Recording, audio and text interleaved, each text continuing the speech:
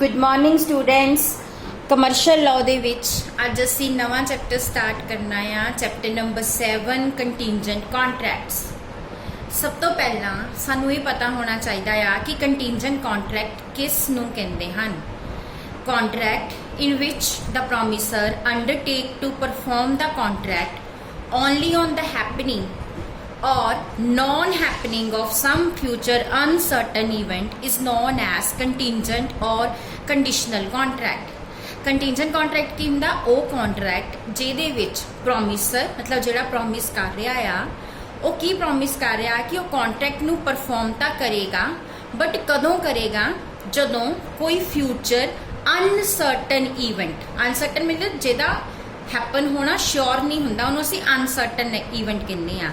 जदों कोई future uncertain event happen होएगा या नहीं हैपन होएगा उन्होंने कहते हैं कंटीजेंट कॉन्ट्रैक्ट। मीनस जदों कोई प्रोमिसर ये कहता आ कि वो किसी उहदी परफॉर्मेंस जिहड़ी आ वो किसी अनसर्टन फ्यूचर इवेंट दी हैपनिंग और नॉट हैपनिंग ते डिपेंड करती आ तां उस कॉन्ट्रैक्ट नूं कंटीजेंट और कंडीशनल कॉन्ट्रैक्ट कहा जाता है। इहदी डेफिनेशन जिहड़ी दित्ती हुई सैक्शन 31 दे विच दित्ती हुई है। According to the section 31 contingent contract is a contract to do और नॉट टू डू समथिंग। कुछ करना कॉन्ट्रैक्ट कहता है कुछ करन दा या ना करन दा। इफ सम कोलैटरल मीनस उस कॉन्ट्रैक्ट नाल रिलेटेड कोई इवेंट जिहड़ा हैगा आ डज और डज नॉट हैपन होएगा या नहीं हैपन होएगा। सो इनू असी कंडीशनल कॉन्ट्रैक्ट कहने आ क्योंकि इहदी परफॉर्मेंस जिहड़ी आ ये डिपेंड करती है किसी कंडीशन ते। कंडीशन किहड़ी है किसी इवेंट दी हैपनिंग या नॉन हैपनिंग, और वो इवेंट किहड़ा आ अनसर्टन आ। अनसर्टन मीनस जिहदा हैपन होना श्योर नहीं आ। ठीक है, जिस तरह इन्होंने एग्जाम्पल दी आ A contract to pay B ₹10,000 if B's house is burnt. A ने बी नू की प्रॉमिस किया कि उन्होंने ₹10,000 देगा अगर वह घर जिहड़ा आ बर्नट मतलब सड़ जाता है। ठीक है, सो इनू असी कहने कंटीजेंट कॉन्ट्रैक्ट क्योंकि उन्हें 10,000 देना आ, बट कंडीशन की आ कि अगर वह घर सड़ता है, अगर वह घर दे सड़ना वही हैपनिंग जिहड़ी आ ये इत्थे कंडीशन आ। A contract contingent upon a certain event or absolute condition cannot be called a contingent contract। वो contract ਜਿਹੜੇ डिपेंड हो रहे आ किसी सर्टन इवेंट की हैपनिंग ते मतलब वो इवेंट जो हैपन होना ही आ यानी श्योर आ होना ही होना आ, फिर उन्होंने कॉन्ट्रैक्ट्स असी कंटीजेंट कॉन्ट्रैक्ट नहीं कहते। जिस तरह कि अगर प्रॉमिस किया जा रहा आ कि मनी पे की जाऊगी on the expiry of fixed time कि एक पर्टिकुलर टाइम खत्म होने तो बाद मान लो असी मैं प्रॉमिस करती हाँ कि मैं जड़ा आ अपनी फ्रेंड नूं ₹20,000 दूंगी ऑन द 1 अक्टूबर। हम 1 अक्टूबर तो आनी है, इट इज सर्टन श्योर आनी आ। सो ये इवेंट जड़ा आ ये कॉन्ट्रैक्ट जड़ा आ कंटीजेंट कॉन्ट्रैक्ट नहीं है।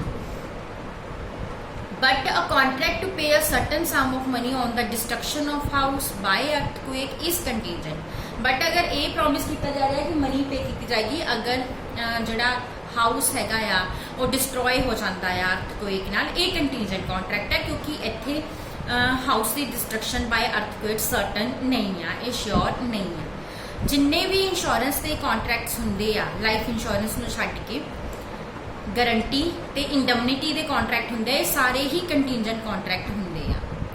ठीक है, so the event on which the performance of contract is made to depend must be collateral.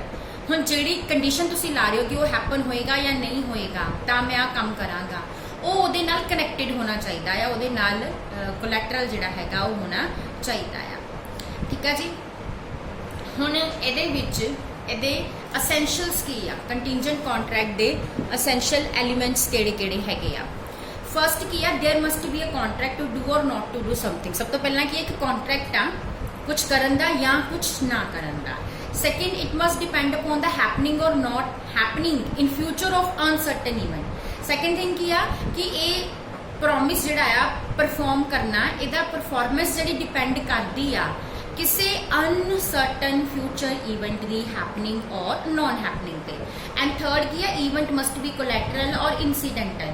Event जिहड़ा आ जिहदी हैपनिंग और नॉन हैपनिंग ते परफॉर्मेंस डिपेंड कर रही है वो कॉन्ट्रैक्ट दे नाल कोलैटरल या इंसीडेंटल जिहड़ा आ होना चाहिए है। ਹੁਣ ਸਟੂਡੈਂਟਸ ਕੁਝ ਰੂਲਸ ਨੇ ਜਿਹੜੇ ਕਿ ਕੰਟੀਂਜੈਂਟ ਕੰਟਰੈਕਟਸ ਦੇ ਰਿਗਾਰਡਿੰਗ ਸੈਕਸ਼ਨ 32 ਤੋਂ ਲੈ ਕੇ ਸੈਕਸ਼ਨ 36 ਦੇ ਵਿੱਚ ਕੰਟਰੈਕਟ ਐਕਟ ਦੇ ਵਿੱਚ ਮੈਂਸ਼ਨ ਕੀਤੇ ਗਏ ਆ। ਇਹ ਰੂਲਸ ਕਿਹੜੇ ਨੇ? ਸਭ ਤੋਂ ਪਹਿਲਾਂ contingent contract to do or not to do anything if an uncertain future event happen cannot be enforced by law unless and until that event has happened।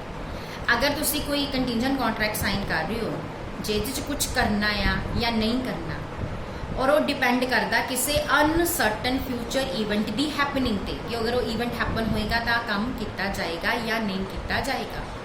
सो उस कॉन्ट्रैक्ट नूं तुसी लॉफुली उन्नी देर तक इनफोर्स नहीं कर सकते जिन्नी देर तक वो कंटीजेंट कॉन्ट्रैक्ट वो कंटीजेंट वो इवेंट जिहड़ा अनसर्टन इवेंट आ जब तक वो हैपन नहीं होता। सो उन्नी देर तक तुसी लॉफुली उन्होंने इनफोर्स नहीं कर सकते क्योंकि इत्थे शर्त की है कंडीशन की है किसी अनसर्टन इवेंट की हैपनिंग। सो जिन्नी देर तक वो अनसर्टन इवेंट हैपन ही नहीं होंदा उन्नी देर तक तुसी उन्होंने लॉफुली इनफोर्स नहीं कर सकते। ठीक है, हुण इन्होंने एग्जाम्पल दी आ A make a contract with the B to buy B's house if A survivor C. The contract cannot be enforced by law unless and until C dies in A's lifetime। Contract की आ एक ने contract किया कि वो B का house जिहड़ा आ खरीदेगा जिन्नी देर तक A the life they which C जिहड़ा हैगा आ जिन्नी देर तक वो सरवाइव करता आ उन्नी देर नहीं खरीदेगा, उहदे तो बाद खरीदेगा। सो जिन्नी देर तक C दी डेथ नहीं हुंदी उहदी लाइफ टाइम च उन्नी देर तक वो घर नहीं खरीदेगा। ठीक है, जिस तरह इन्होंने एक होर एग्जाम्पल दी है A contract to pay B a sum of money when B marry C. हुण ए ने कॉन्ट्रैक्ट किया बी ना कि उन्होंने मनी देगा अगर बी जिहड़ी आ वो सी ना मैरिज करा लैंदी आ बट सी डाइज, सी की डैथ हो गई और बी की मैरिज उहदे नाल नहीं हुई। सो ये कॉन्ट्रैक्ट भी हुण लॉफुली इनफोर्स नहीं किया जा सकता क्योंकि उस जिहड़ी इवेंट की हैपनिंग ते कॉन्ट्रैक्ट डिपेंड करता सी उस इवेंट का हैपन होना हुण इंपॉसिबल हो गया आ।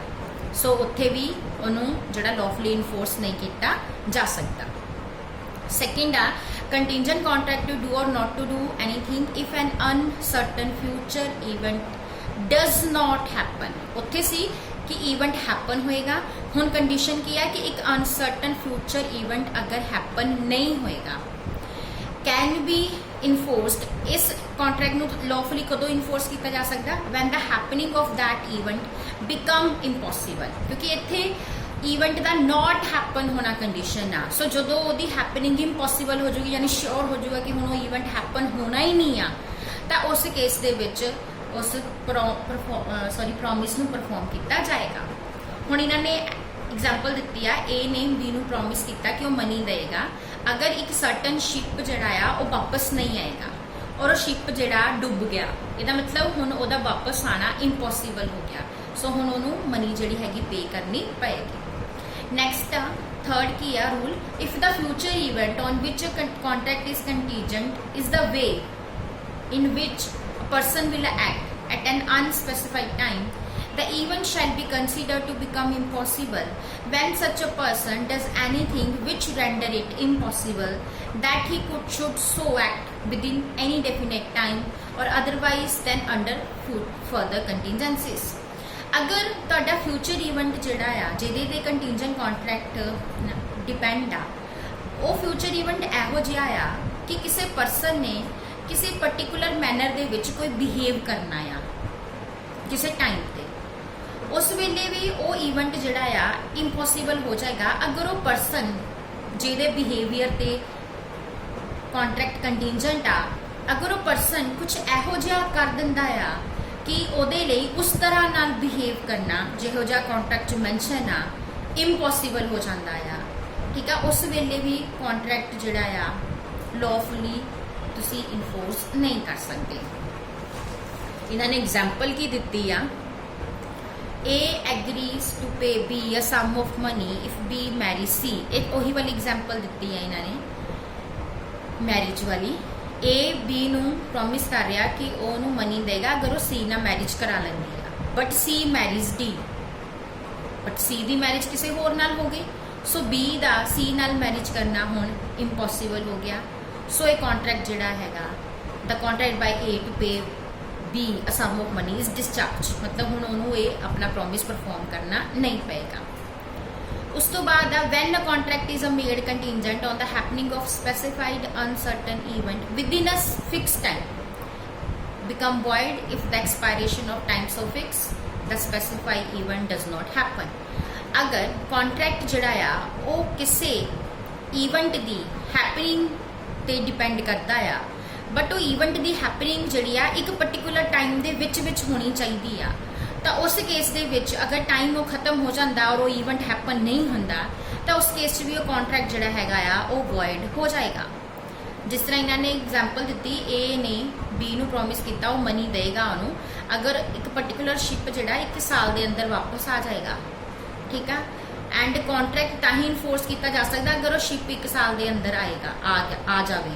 अगर वो शिप जिहड़ा साल के अंदर वापस नहीं आता, साल खत्म हो गया, तो कॉन्ट्रैक्ट जिहड़ा वॉइड हो जाएगा। उस तो बाद 5th है a contract contingent on specified uncertain event not happening within a fixed time may be enforced when the time fix has expired and the event has not happened। हुण इहदे विच भी की आ कि अगर उस पर्टिकुलर टाइम दे विच हुण जिद्दां पिछले विच सी कि उस टाइम दे विच ईवेंट दे हैपनिंग ते डिपेंड करदा सी कॉन्ट्रैक्ट, हुण इस कंडीशन च की आ कि उस टाइम दे विच ईवेंट दे ना हैपन होण ते डिपेंड करदा आ। सो जदों टाइम जिहड़ा एक्सपायर हो जाता है and it has become certain that event will not happen, तो श्योर हो गया कि इवेंट जिहड़ा हैपन नहीं होएगा, तो उस वेले आपां उस कॉन्ट्रैक्ट नूं लॉफुली इनफोर्स कर सकते हैं। जिस तरह इन्होंने एग्जाम्पल दी है कि ए ने बी नूं प्रॉमिस किया कि उन्होंने मनी देगा अगर एक particular ship with in a year वापस नहीं आता एंड शिप उस साल दे विच वापस नहीं आया, सो हुण वो कॉन्ट्रैक्ट जिहड़ा लॉफुली इनफोर्स किया जा सकता है। नैक्सट एंड लास्ट रूल की आ agreements are void when they are contingent on impossible event. जदों तुसीं शर्त इहो जी इवेंट की हैपनिंग या नॉन हैपनिंग की लगाई है जिहड़ा कि इम्पॉसिबल आ, जिहड़ा कदी भी हैपन होएगा ही नहीं, सो वो वाले एग्रीमेंट्स जिहड़े हैगे आ वो जिहड़े आ वॉइड हुंदे आ। जिस तरह इन्होंने एग्जाम्पल दी है भी ए बी नूं कहंदा कि मैं तेनों 1000 देगा अगर तू 2 स्ट्रेट लाइन्स नूं आपस में मिला देना आ, सो एग्रीमेंट वॉइड आ क्योंकि 2 स्ट्रेट लाइन्स नूं कभी भी आपस दे विच मिलाया नहीं जा सकता, ये इम्पॉसिबल आ। उस तो बाद नैक्सट ते लास्ट टॉपिक की आ difference between wager and contingent contract. इन्हां दे विच की डिफरेंस आ, असी पिछले चैप्टर के लास्ट विच वेजरिंग कॉन्ट्रैक्ट्स पढ़े सी और तुहानूं दस्सिया सी कि वेजरिंग कॉन्ट्रैक्ट जिहड़े इलीगल हुंदे आ ते वॉइड हुंदे आ, बट कंटीजेंट कॉन्ट्रैक्ट वैलिड हुंदे आ और लॉफुल हुंदे आ। फर्क की आ, वेजरिंग कॉन्ट्रैक्ट विच दोनों साइड तो प्रॉमिस हुंदे आ, बट कंटीजेंट कॉन्ट्रैक्ट विच इस जरूरी नहीं आ कि दोनों साइड तो ही प्रॉमिस होण। सैकेंड की आ वेजरिंग कॉन्ट्रैक्ट दे विच पार्टीज जिहड़ियां हैगियां आ किसी अनसर्टन इवेंट की डिटर्मीनेशन ही उन्हां दी सोल कंडीशन हुंदी आ, बट कंटीजेंट कॉन्ट्रैक्ट इहो जिहा नहीं हुंदा, जिहड़ा फ्यूचर इवेंट आ वो जस्ट कोलैटरल और इंसीडेंटल हुंदा कॉन्ट्रैक्ट दे नाल। वेजरिंग कॉन्ट्रैक्ट विच कोई भी पार्टी दी इंटेंशन कॉन्ट्रैक्ट नूं परफॉर्म करन दी नहीं हुंदी, बट कंटीजेंट कॉन्ट्रैक्ट इस तरह नहीं हुंदा, पार्टीज की इंटेंशन अपना प्रॉमिस परफॉर्म करन दी हुंदी आ। नैक्सट की आ वेजरिंग कॉन्ट्रैक्ट वॉइड ने under section 30 of Indian contract act, but contingent contract good ने, ठीक है। 5th की आ contingent contract parties are interested in occurrence और नॉन अकरेंस। पार्टीज उस इवेंट की हैपनिंग और नॉट हैपनिंग च उन्हां दा इंटरस्ट हुंदा आ contingent contracts, but wagering contract दे विच किसी भी इवेंट की हैपनिंग या नॉन हैपनिंग के विच पार्टीज का कोई भी इंटरस्ट नहीं हुंदा। वेजरिंग कॉन्ट्रैक्ट विच कंटीजेंसी तो हुंदी आ, बट कंटीजेंट कॉन्ट्रैक्ट विच कोई वेजरिंग नहीं हुंदी। सो ये नाल ही साडा ये चैप्टर छोटा जिहा चैप्टर सी ये नाल ही ये खत्म हो जाता है। कल असी अपना नैक्सट चैप्टर जिहड़ा परफॉर्मेंस ऑफ कॉन्ट्रैक्ट स्टार्ट करांगे। Thank you.